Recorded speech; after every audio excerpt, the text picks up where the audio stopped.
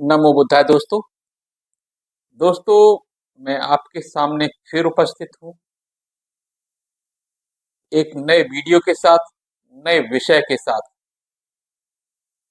और ऐसा विषय जिस पर ये एक ऐसे शख्स या कहें हमारे बहुजन समाज की नायिका या कहिए वीरांगना की कहानी है, जो समाज को सर उठाकर आत्मसम्मान के साथ रहना सिखा गई।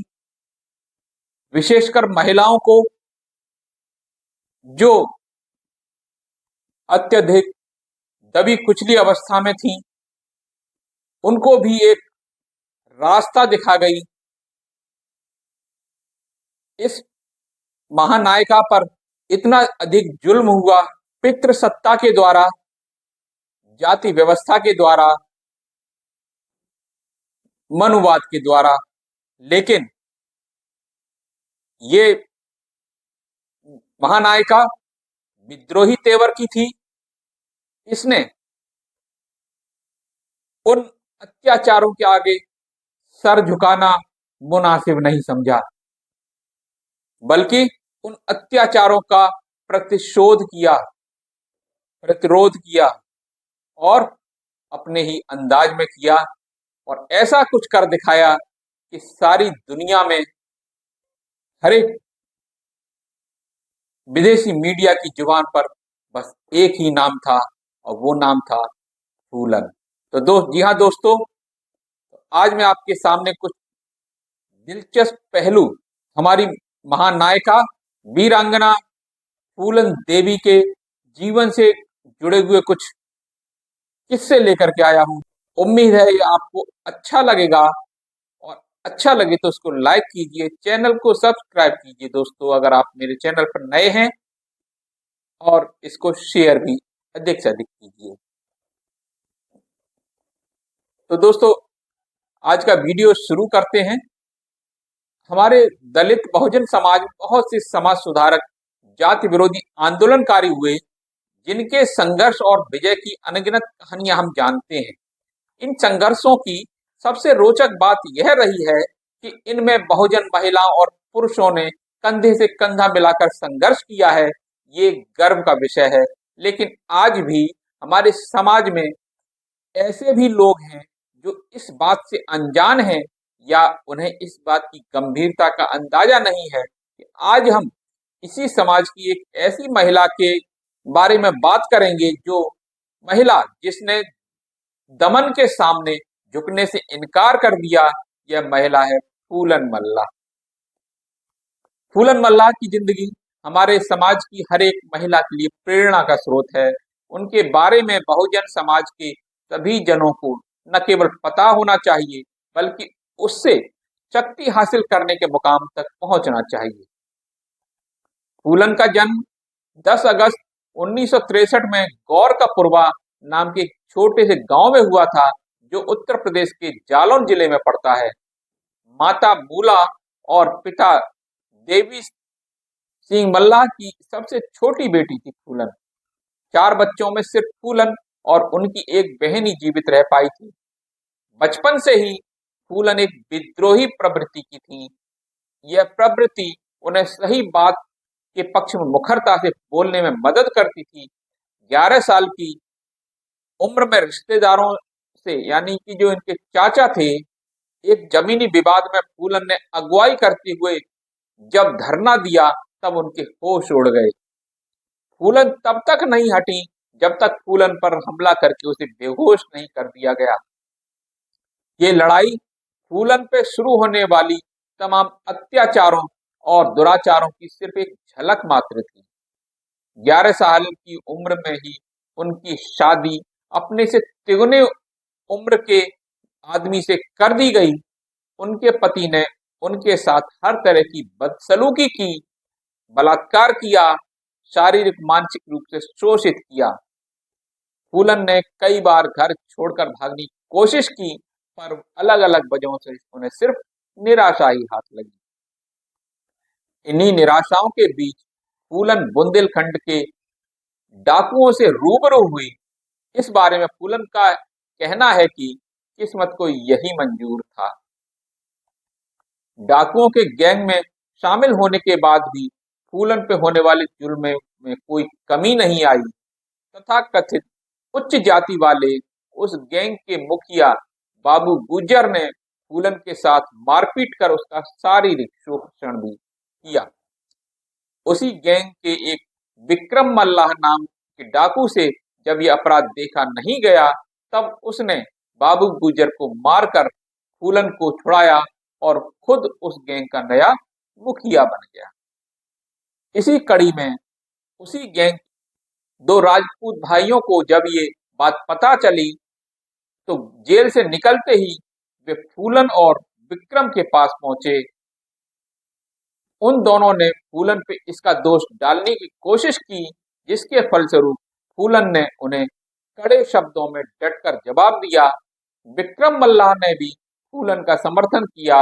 यह बात उन दोनों राजपूत भाइयों को चुभने लगी कि नीच जाति के फूलन और विक्रम उनसे आंख में आंख मिलाकर लड़ रहे हैं।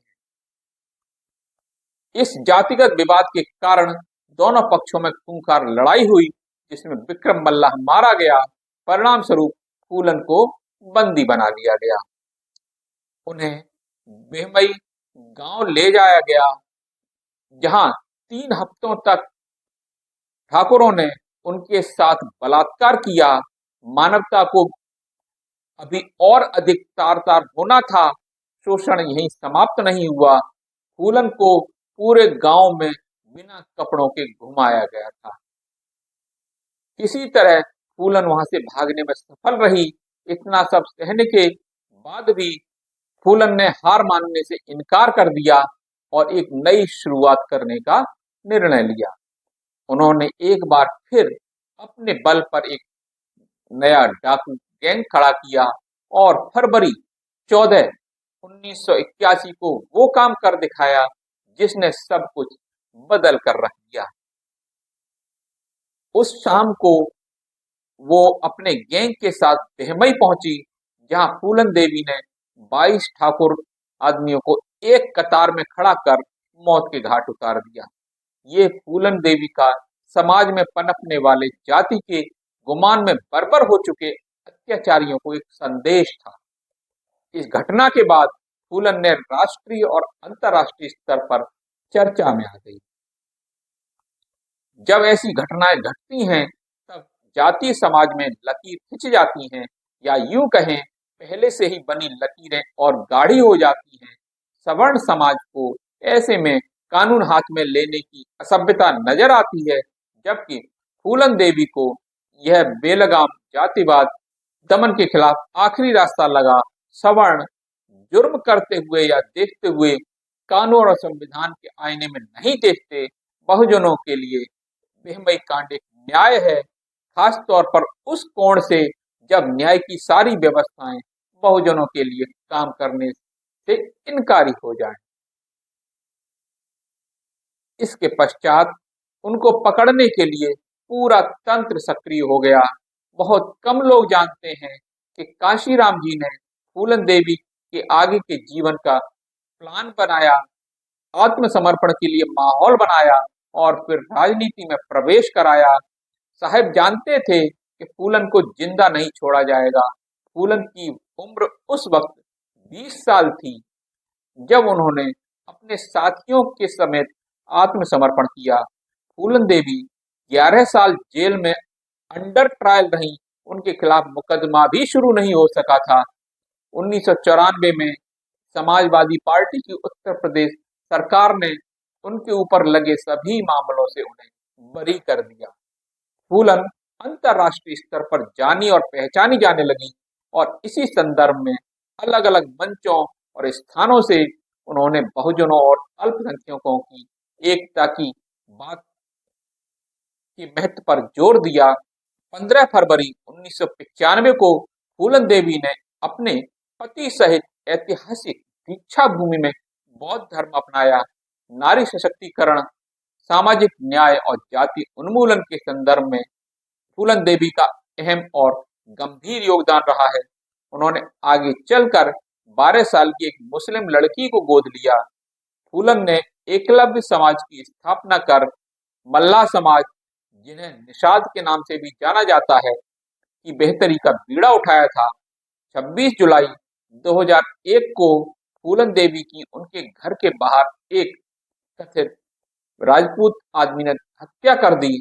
हत्यारे का यह कहना था कि उसने बहमई कांड का अपने राजपूत भाइयों की मौत का बदला लिया है। उस व्यक्ति का नाम था शेर सिंह राणा। जाति और जातिगत हिंसा ने हमारे समाज का दम हमेशा से घोंटा है। सवर्ण मानसिकता न्याय और मानवीय कसौटी को नहीं देखती। राजपूत समाज की महिलाओं ने भी फूलन देवी की शहादत पर जश्न मनाया। आज जहां आए दिन दमन के चक्र हर तरफ पसरे हुए हैं, आवाजों पर पहरे लग रहे हैं, ऐसे दौर में वीरांगना फूलन देवी का जीवन और उनका साहस रोशनी का स्रोत है।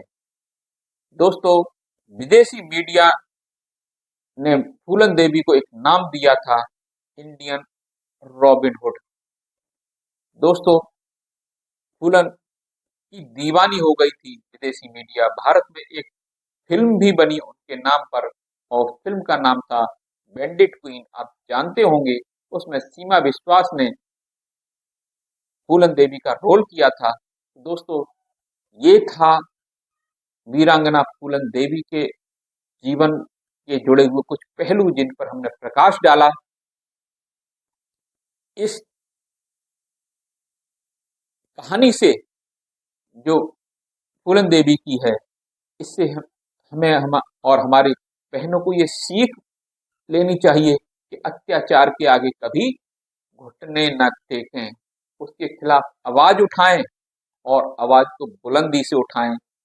मेरा कहना यह नहीं है कि वो बंदूक उठा लें या फिर हथियार उठा लें, बल्कि वो सामाजिक तरीके से बुलंदी के साथ संविधान को, कानून को हाथ में लेकर के अपनी आवाज उठाएं और आवाज इतनी बुलंदी से उठाएं कि अत्याचारियों को भागना पड़ जाए। और इस काम के लिए बाबा साहब भीमराव अंबेडकर ने हमें एक सबसे बड़ा हथियार दिया है, वो है भारतीय संविधान। तो दोस्तों, इन्हीं शब्दों के साथ मैं आज का इस वीडियो को समाप्त करने की आपसे इजाजत चाहता हूं। मिलता हूं अगले वीडियो में, तब तक के लिए नमो बुद्धाय।